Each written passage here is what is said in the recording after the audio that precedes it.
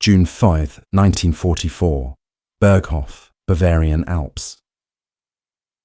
The camera glides over the silent Bavarian mountains. The evening sun paints the clouds in gold and red. Inside the Berghof, Adolf Hitler paces across the marble floor of his private study. His world map fills the wall, red pins for Allied positions, black pins for German divisions. He stares at the Western Front, convinced the real danger still waits across the English Channel. Hitler turns to General Alfred Jodl, Chief of Operations. Hitler, quietly. They will come soon, but not tonight. Calais. Always Calais. He speaks with absolute confidence. Months of Allied deception, Operation Fortitude, have done their job. Radio traffic, fake divisions, and double agents all scream Pas de Calais. Hitler believes every bit of it. The air outside hums with distant thunder, not from storm clouds, but from a storm of history about to break. Yet inside Berghof, the Führer feels calm, almost serene. At 6 p.m., Hitler sits down to dinner with Martin Bormann, Jodl, and General Keitel. He eats sparingly, speaks mostly of the Eastern Front.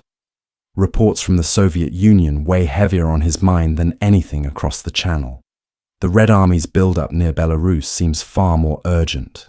Rommel, his desert fox, has already left France, taking a train to Germany for his wife's birthday. Even Rommel believes no invasion will happen under such bad weather. Heavy rain lashes the coasts of Normandy and Calais.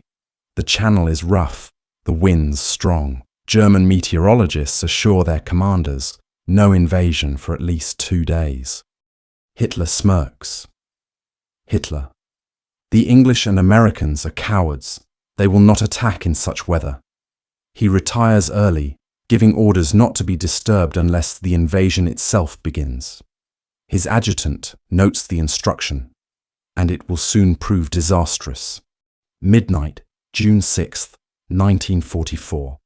While Hitler sleeps peacefully in the Alps, the sky over Normandy burns with engines. More than 23,000 Allied paratroopers jump into the darkness. The first wave of D-Day. They land behind enemy lines, cutting roads, seizing bridges, and spreading confusion. German coastal radar stations begin to report unusual echoes. Phone lines buzz from Cherbourg to Le Havre. Local commanders alert their superiors, but nobody dares wake the Führer. Protocol forbids it. At 2 a.m., Field Marshal von Rundstedt, Commander-in-Chief of the West, receives word of landings, but he too assumes it is a diversion. After all, Hitler has said for months the real invasion will strike at Calais. In the command bunkers of Rommel's Army Group B, the phone rings constantly. Officers beg for permission to move the panzer divisions, the 12th SS Hitlerjugend and Panzer Lehr. But Hitler's direct order requires his personal approval for any armoured movement. Until he wakes, the tanks remain frozen in their garages, while the Allies establish a foothold on French soil. It's now 6:30 a.m. The invasion fleet, the largest in history, is hammering the beaches. From Utah to Sword, 156,000 Allied troops are storming ashore under a sky filled with smoke and screams. The German defenders fight bravely, but they are outnumbered and overwhelmed. The door opens. Sunlight spills across the room. Hitler stirs, squints, and sits up. Below, Mein Führer, the invasion has begun. Hitler, calmly. Where? Below. Normandy, my Führer. Hitler smirks. Then it is not the real one. Normandy is a diversion. He orders breakfast as usual, rolls, fruit and tea. Only after finishing does he enter his study to receive the first situation reports. 10:30 a.m. The Berghof map room is crowded. Jodl and Keitel spread reports across the table. Paratrooper drops, naval bombardments, Beach landings. Hitler. This is the feint I expected. They will strike at Calais within hours. Rundstedt must hold his fire. He refuses to release the panzers. Instead, he orders the 15th Army, stationed near Calais, to remain where it is, guarding against the main assault. Jodl hesitates. Mein Führer, what if this is the main assault? Hitler, sharply. The enemy wants us to believe that. They have not committed their main forces yet. At that very moment, Allied divisions are pouring onto the beaches, securing strongholds. Every hour of German hesitation allows the Allies to build momentum. Meanwhile, in France, Rommel's Deputy General Hans Speidel tries repeatedly to reach Berghof.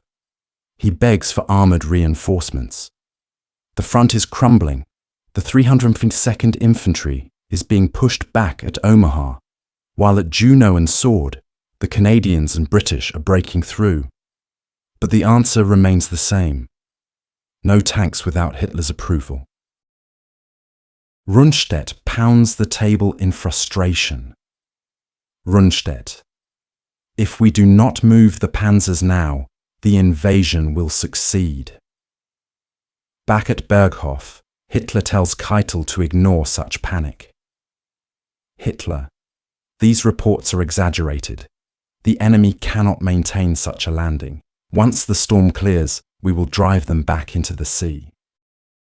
Outside, thunder echoes through the Alps. It sounds like distant artillery. By noon, the situation is chaotic. Communications are breaking down. Hitler receives conflicting reports. Some say the Allies are retreating, others that they are advancing inland. Confusion reigns. Still, he refuses to commit the reserve divisions near Paris. Not yet, he mutters, pacing the floor. They will come at Calais. They must. At 1 p.m., the first visual confirmations arrive. Allied gliders, tanks, and landing craft seen across Normandy.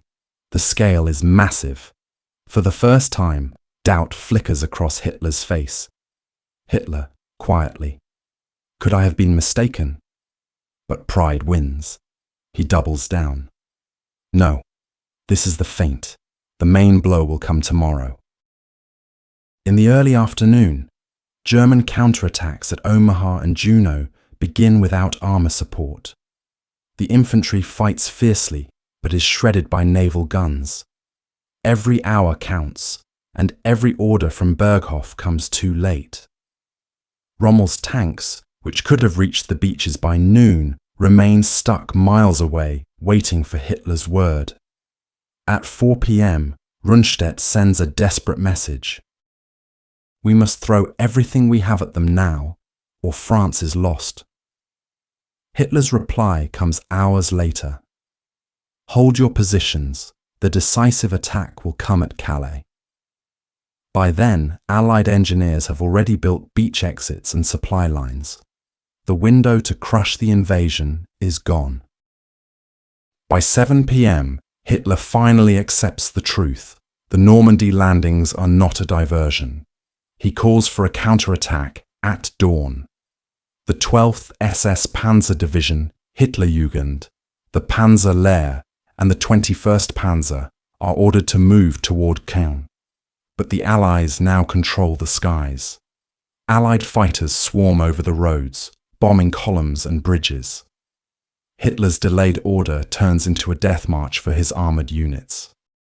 Inside Berghof, the map of France glows red with enemy positions. Hitler stares at it in silence. Hitler, softly. They said it could never be done, and yet they have done it.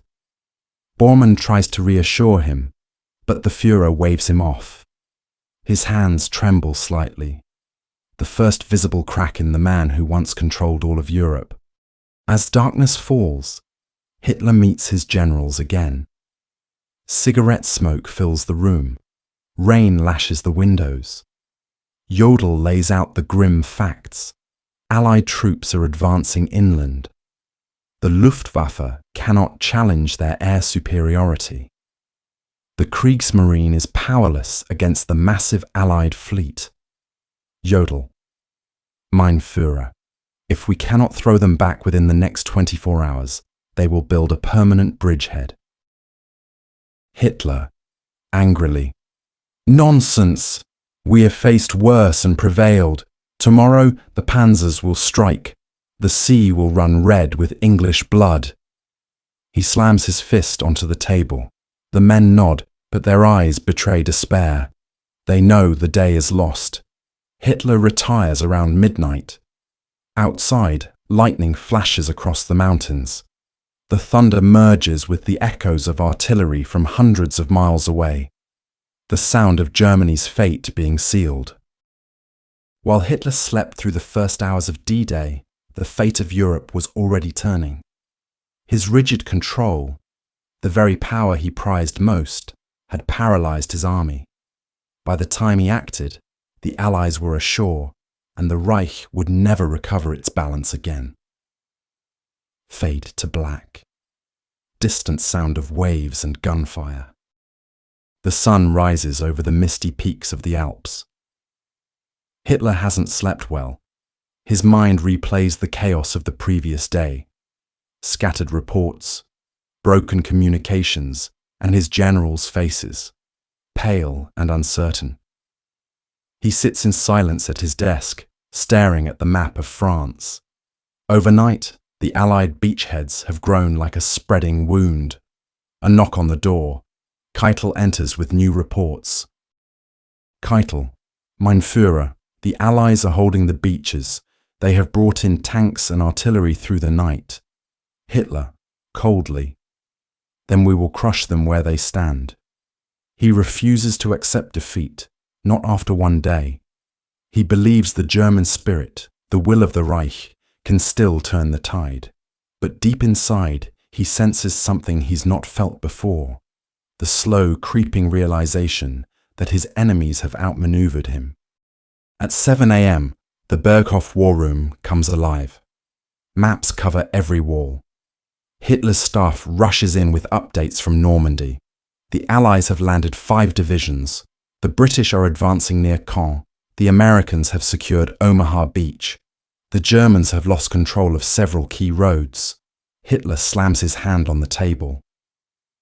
Hitler. Where are my panzers? Why haven't they counterattacked? Keitel hesitates. Keitel. Mein Führer, they were delayed by Allied aircraft. Every road and bridge is under attack. Our armor cannot move by day. Hitler. Then they will move by night. He storms toward the map, pointing at Normandy. Hitler. Here, we strike at Caen with everything we have. The 12th SS, the Panzer Lehr, and the 21st Panzer, all will attack. We will drive them back into the sea. His voice echoes in the hall, but the reality on the ground is grim. German armor is already scattered and fuel supplies are short. The sky belongs to the Allies. Meanwhile, Field Marshal Erwin Rommel, the Desert Fox, rushes back to France. His train races across Germany through the night. He arrives at his headquarters near La Roche-Guyon by midday, exhausted but furious. His staff briefs him. The Allies are firmly entrenched. The beaches are filled with tanks, men, and supplies. Rommel clenches his jaw. Rommel. We've lost the chance to throw them back. Every hour we waited gave them strength. He orders his aide to contact Berlin. I must speak with the Führer immediately. But the message that comes back from Berghof chills him. The Führer is not to be disturbed. The counterattack is already in motion. Rommel slams the receiver down. He knows what that means. Hitler is now commanding the battle personally, from hundreds of miles away. At Berghof, Hitler speaks with manic energy.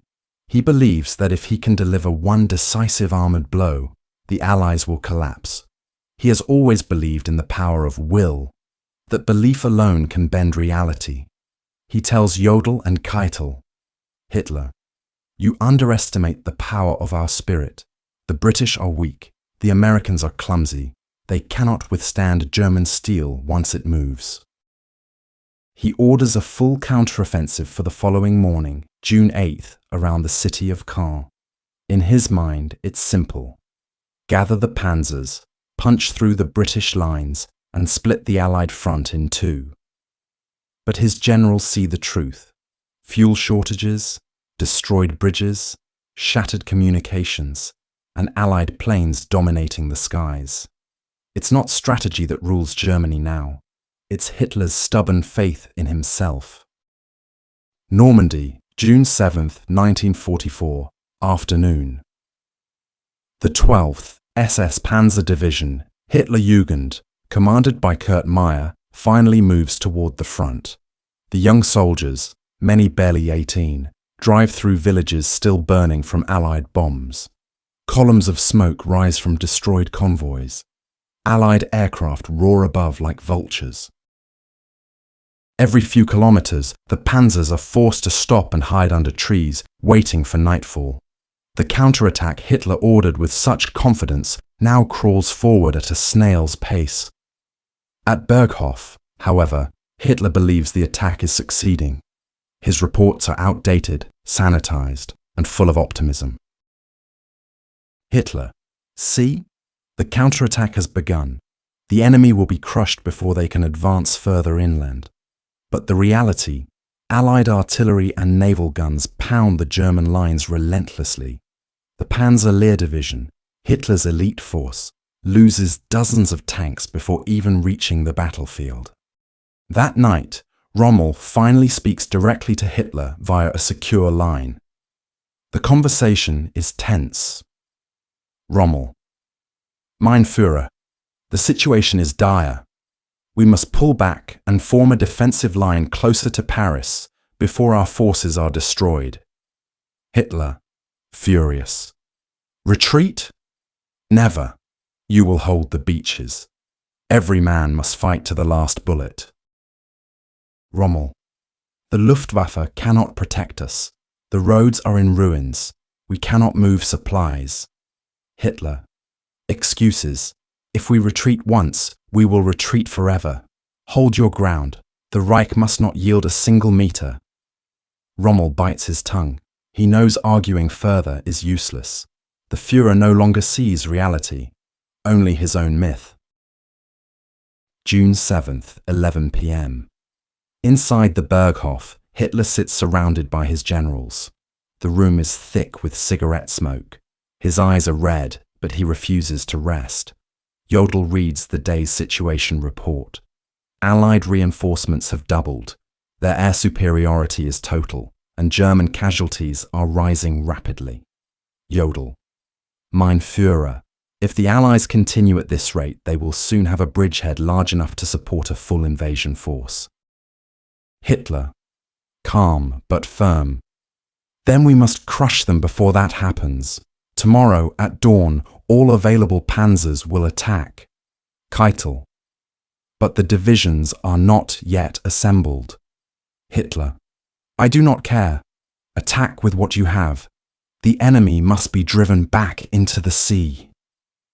He pounds his fist on the map. His generals exchange uneasy glances. They know the plan is impossible, but no one dares oppose him. After the meeting, Hitler retreats to his private room. Alone, he stares at a photo of Germany in 1940, the glory days, when every gamble he made turned into victory. Now, his empire is shrinking, and his generals question his every decision. He mutters to himself, pacing: Hitler, they have no faith. They've forgotten what I achieved. In 1940, they doubted me too, and I proved them wrong. He lights a cigarette, a rare habit for him, and gazes at the night sky. The war outside continues, distant but ever closer. Thunder echoes through the mountains again, like the gods mocking him. By noon, new reports arrive. The counterattack has failed. The Allies are advancing toward Bayeux. The 21st Panzer Division is nearly destroyed. Hitler's grand plan, his vision of retaking the beaches, is collapsing. Inside the war room, Hitler explodes. Hitler, incompetent fools. My orders were clear. How could they fail? Keitel, mein Führer. The enemy's air power is overwhelming. Our forces cannot move during the day. Hitler, then they should move at night. They must fight harder. The will decides the outcome. In Normandy, Rommel drives along the front in his staff car, the countryside shattered and burning. He stops near a destroyed village, watching his exhausted soldiers dig new trenches. They have no food, little ammunition, and no air cover. He looks toward the horizon. Allied ships stretch from one end of the sea to the other, an endless line of steel. He whispers to his aide. Back at Berghof, Hitler receives a propaganda report claiming the enemy suffered enormous losses. He smiles faintly. Hitler, you see, the tide is turning. But outside his window, the world is collapsing. The Allies are moving deeper into France. The Soviets are preparing their massive summer offensive in the east. Yet Hitler still believes that one last miracle will save him, as it did in 1940, as it did at every other moment of crisis. He leans over the map, tracing lines with his finger. If we strike here and here, we can trap them. It's not a military plan anymore. It's a fantasy drawn by a man refusing to wake up from his dream of power. By the night of June 8th, the reports are undeniable. The Allies have built a solid beachhead. Thousands of tanks, trucks, and men now flood into Normandy. The invasion is unstoppable. Hitler sits in silence. For a long moment, he says nothing. His generals wait, afraid to speak. Finally, he looks up. Hitler, softly. So, it has begun. The room is heavy with silence. They all know what he means. The beginning of the end. Hitler. Then we fight to the last. We will not surrender France. We will not surrender the Reich. He turns away, retreating into the shadows of the room as the lights dim. The Führer who once commanded Europe now commands only chaos. As the guns thundered across Normandy, Hitler clung to the illusion of control. His orders came too late, his armies moved too slow, and his vision of invincibility was crumbling. The man who ruled by absolute command had become a prisoner of his own delusions, and with every hour, the Allies marched closer to Berlin. Morning light cuts through Hitler's office. The map of France, now crowded with red Allied flags, dominates the room. Hitler stands in front of it, motionless, his arms crossed tightly behind his back. His face is pale, his eyes red from lack of sleep. Behind him, the sound of teleprinters fills the air. Endless streams of reports, each one worse than the last. Jodl steps forward, clearing his throat. Jodl, mein Führer. The enemy is advancing toward Caen. The British and Canadians are pushing hard. Rommel requests permission to withdraw and form a defensive line. Hitler's eyes narrow. He turns slowly. Hitler. Withdraw? No. They must hold Caen. Every house, every street, every field must be defended. If we lose Caen, we lose Normandy. He slams his fist against the table. Tell Rommel, Caen will not fall. The camera drifts over a landscape of fire and rubble. The once beautiful medieval city of Caen lies under a black sky. British artillery shells scream overhead. Streets are filled with smoke, craters, and bodies. German soldiers dig in among the ruins, preparing for what they know will be a slaughter. Rommel drives through the chaos, his staff car dodging wreckage and bodies. He steps out near the front line and surveys the destruction.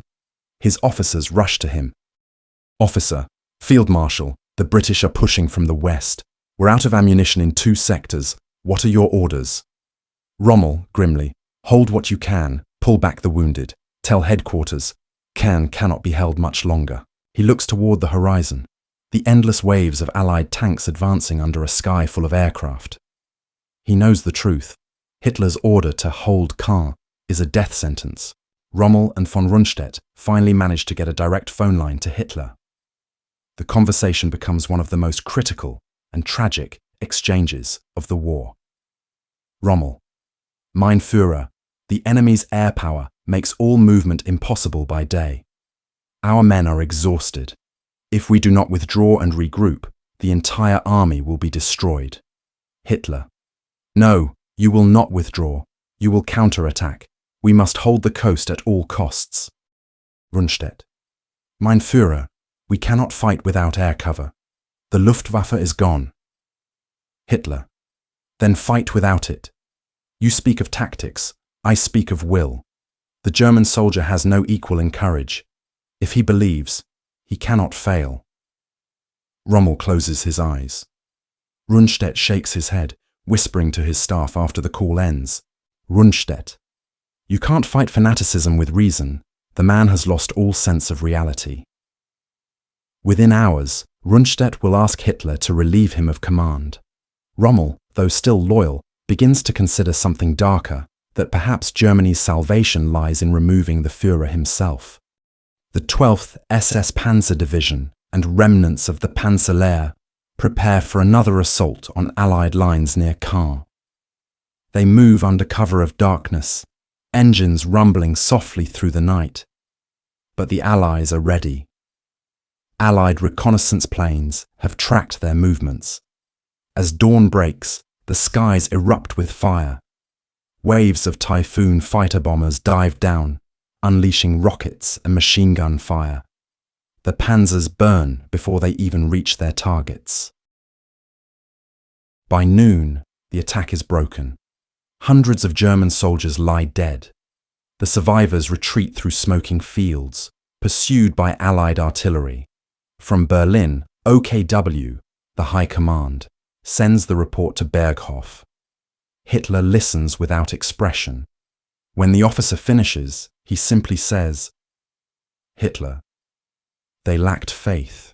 Over the next days, Hitler grows increasingly detached from reality. He isolates himself in his mountain retreat, refusing visitors except Bormann and Keitel. His days blend into long nights of pacing, shouting, and silence. He dictates new orders, counterattacks that cannot be carried out, reinforcements that don't exist, Luftwaffe missions that are impossible. Every report from the front is filtered, softened, rewritten before it reaches him. Bormann. Mein Führer, our lines are holding firm. The Allies are paying a heavy price. Hitler. Good. The fools will bleed themselves dry against our walls. When their strength breaks, we will strike. But even Bormann can see it. The walls are crumbling. Mud. Smoke. Fear. Young German soldiers crouch in the ruins, clutching rifles. The ground trembles as Allied artillery hammers their positions. A teenage SS soldier writes in his notebook, "We have no food left. The air is full of planes. The Führer says we will win." I don't think he knows what's happening here. Moments later, a shell hits nearby. The page is torn in half. Across Normandy, thousands of German soldiers fight with bravery, but they fight alone. No reinforcements come. Every message from Berlin brings only one word: hold. Hitler meets with his meteorologists. He listens intensely as they explain a coming storm, high winds, rain, and fog expected over northern France. He smiles for the first time in days. Hitler. Excellent. The storm will cripple their air power. Then we strike. Nature will fight on our side. He orders Rommel to prepare a massive counterattack once the weather breaks the Allied advance. But Rommel knows the truth. No storm can stop the Allies now. Their supply lines stretch from England to Normandy like veins feeding a giant. Still, Hitler clings to this hope, that the elements, not his army, will save him. Against his advisors' warnings, Hitler flies to his western headquarters at Margival near Soissons. It's the first time he has gone near the front since the invasion began. Rommel and Rundstedt are there, waiting. The bunker shakes from distant Allied bombs as they greet him. Hitler, wearing his grey uniform, appears thinner, tense, almost trembling. The meeting begins with cautious respect, but soon turns into confrontation. Rommel: Mein Führer, our situation is hopeless. The enemy has total control of the air. Every move we make is destroyed before it begins. Rundstedt: We must end this war before Germany is completely destroyed. Hitler, snapping: End the war? Never. You think I will surrender to Roosevelt and Churchill? You think they will spare us? No, we will fight. To the last man, the last bullet, the last breath. He pounds the table so hard the maps flutter. Then, as if the universe itself mocks him, an explosion shakes the bunker. A bomb from an Allied air raid nearby. Dust falls from the ceiling. Hitler flinches. His aides rush to shield him. He ends the meeting abruptly. Within hours he flies back to Germany, never again returning to the Western Front. The Battle of Caen becomes one of the bloodiest of the campaign. British and Canadian forces push through block by block while German defenders fight with desperation. The city is reduced to rubble. Civilians are trapped or dead. Rommel tries to coordinate defences, but Hitler's constant no-retreat orders leave him with little room to manoeuvre. He begins secretly speaking with other officers who share his despair, men who believe the only way to save Germany is to remove Hitler himself. Caen, the once mighty Wehrmacht, is forced into a slow retreat. Thousands surrender. Entire divisions disappear. Back at Berghof, Hitler receives news that Caen has fallen. His reaction is explosive. He storms through the room, overturning chairs, his voice echoing down the marble halls. Hitler: Traitors! Cowards! Rommel has betrayed me. He defies my orders and dares to retreat. I will have him court-martialed. Keitel and Bormann try to calm him. Keitel: Mein Führer, Rommel is doing what he can. Our losses are catastrophic. Hitler, interrupting: Enough. There will be no talk of catastrophe. The war is not lost. We will throw them back. He points at the map again, his hand trembling. Here, Falaise. We will crush them there. The room falls silent. Everyone knows it's impossible, but no one dares say so. Late that night, Hitler sits alone on his balcony, staring into the dark. The mountains are quiet. He can still hear the faint hum of teleprinters from the war room below. He whispers to himself, Hitler, it will turn. It must turn. Providence cannot abandon me now. But deep inside, he knows the truth. D-Day has succeeded. His control is slipping, not just over his army, but over reality itself. He looks down at his trembling hands, then back at the dark horizon, where thunder rolls once more. Narrator, voiceover. By July 1944, Hitler's war was collapsing. The Allies were advancing, the Eastern Front was bleeding, and within his own ranks, the seeds of betrayal had begun to grow.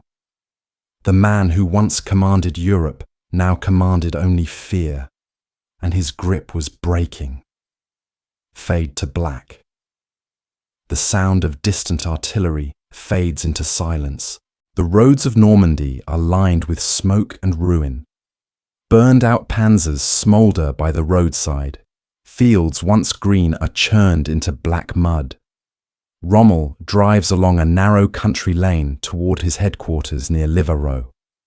His mind is heavy with dread, not from the Allies, but from Berlin. Suddenly, the scream of aircraft tears through the sky. 2 RAF Spitfires dive low, machine guns flashing. Bullets shred the car. Glass explodes. Rommel's driver swerves, but a shell hits the windshield. The car flips, crashing into a ditch. Silence. Rommel is pulled from the wreck, unconscious and bleeding. His skull is fractured. The man who had tried to save Hitler's army is now broken, another casualty of D-Day's aftermath. The report arrives in the war room. Hitler reads it without emotion. Hitler. Rommel. Injured. Perhaps now he will have time to reflect on his mistakes. Keitel exchanges a grim glance with Jodl. They both know Rommel's mistakes were disobeying impossible orders. But no one dares correct the Führer. Outside, thunder rolls across the Alps. A storm mirrors the chaos tearing through Europe. Hitler walks into the conference barracks, surrounded by his generals. On the table lies a map of the Eastern Front. One of the officers, Colonel Klaus von Stauffenberg, sets down his briefcase and excuses himself. Moments later, the world erupts in flame. The building explodes. Smoke and splinters tear through the air. Screams echo in the forest. For a moment, it seems that Hitler is dead, but miraculously, he survives. Shaken and burned, he staggers out of the wreckage, his uniform torn, his hair singed. Hours later, the voice of Joseph Goebbels echoes across German radio. The Führer lives. The traitors have failed. Germany stands united. The failed July 20th. Plot seals Hitler's paranoia. He no longer trusts his own generals. Anyone suspected of disloyalty is executed. Rommel, still recovering from his injuries, will be forced to take poison 3 months later. His name erased from Hitler's trust forever. The Allied advance now moves like a tidal wave. After weeks of brutal fighting, American forces under General Patton break through at Saint-Lô, while the British press from Caen. The German 7th Army is trapped in the Falaise pocket, a killing ground of tanks, men, and horses crushed between converging Allied forces. Tens of thousands die in the cauldron. The roads are choked with the dead and burning vehicles. Entire divisions vanish. From his headquarters, Field Marshal Klug sends desperate messages to Berlin. Our situation is hopeless. We are encircled. Immediate retreat required. Hitler's reply is cold and final. No retreat.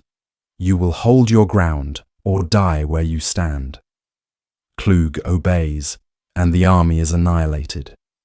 Days later, Klug is found dead by his car, a bottle of poison beside him. Hitler storms through the map room, his eyes wild. The red arrows of the Allied advance push deep into France. Paris is nearly surrounded. Hitler. You fools! You have betrayed me again. How can an army of cowards lose to these mongrel Americans? Jodl tries to explain. Jodl, mein Führer, our lines are broken. The enemy has superior air power, endless supplies. Hitler. No excuses. You will form a new line at the Seine. Every man will fight. Paris will not fall. But Paris is already gone. The French resistance rises from within, and by August 25, 1944, the city is liberated. The German garrison surrenders without permission. Hitler's order to destroy Paris, to burn it to the ground, is ignored. For the first time, his word is defied, and he can do nothing. The Wehrmacht retreats across Belgium and into Germany. Bridges are blown, cities abandoned. Refugees flood the roads, mixed with broken soldiers. Hitler now moves permanently into his underground fortress, the Wolf's Lair. The once confident leader of Europe is now a recluse, surrounded by trembling aides and loyal fanatics. He reviews maps daily, his hand shaking, issuing orders to divisions that no longer exist. Hitler, send the 9th Panzer to Aachen. Keitel, hesitant. Mein Führer, the 9th Panzer was destroyed 2 weeks ago. Hitler, then reform it. There is no defeat, only delay. He begins to live in a world of illusion, where faith replaces logic and rage replaces strategy. Hitler is briefly revived by news that Allied forces are trapped near Arnhem during Operation Market Garden. He sees it as proof of divine favor. Hitler. You see, Providence is with us again. The enemy's arrogance will destroy him, but the victory is fleeting. Though the Allies suffer setbacks, their strength is overwhelming. By October, they stand on Germany's western border. For a few days, his prediction seems right. American lines bend. Chaos spreads. But soon, Allied air power and logistics crush the offensive. The last German tanks run out of fuel. By January 1945, the dream of victory is gone Berlin. Forever. Goebbels launches a new propaganda campaign. Total war. Posters demand every citizen fight. Boys as young as 14 are drafted into the Volkssturm.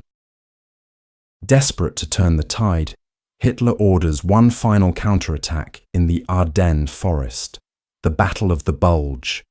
His generals plead with him. The army has no fuel, no reserves. But Hitler's voice rises with manic conviction. Hitler. The Americans are soft. They will break when we strike hard enough. One more blow, and the West will crumble. The Western Front is gone. The Soviets close in from the east. Hitler has left the Wolf's Lair and now lives underground in the Führerbunker beneath the Reich Chancellery. Maps cover the damp walls, but the lines mean nothing now. When told that his armies have ceased to exist, he shouts, "Hitler, then the German people do not deserve to survive. If I am doomed, they are doomed with me." His generals, once men of power, now whisper in fear. Food runs out. Artillery shells fall over Berlin day and night. Even now, he believes the Western Allies will turn against Stalin and join him. A final delusion of a man who once ruled Europe. Hitler sits at his desk, the room dimly lit by candles. He signs his final orders, naming Admiral Karl Dönitz as his successor. The walls tremble with the sound of battle above. He looks once more at the faded map of Europe, the empire he built, now in ruins. He whispers, "Hitler, I should have destroyed them at Dunkirk. D-Day. It was the beginning of the end." He raises his pistol. A single shot echoes through the bunker. Outside, Soviet soldiers are only a few blocks away. Within hours, the Reich he built for 1,000 years is gone. On June 6, 1944, the Allies stormed the beaches of Normandy. But the true victory of D-Day was not just on the sand. It was in the mind of a dictator who believed he could command fate itself. Hitler's refusal to face reality, his obsession with control, and his faith in his own will turned a great army into a broken dream. From the cliffs of Normandy to the ruins of Berlin, one truth echoed across Europe, that even the most powerful man can lose everything when he stops listening to reason. Fade to black, sound of waves crashing on Normandy's shore. Then silence.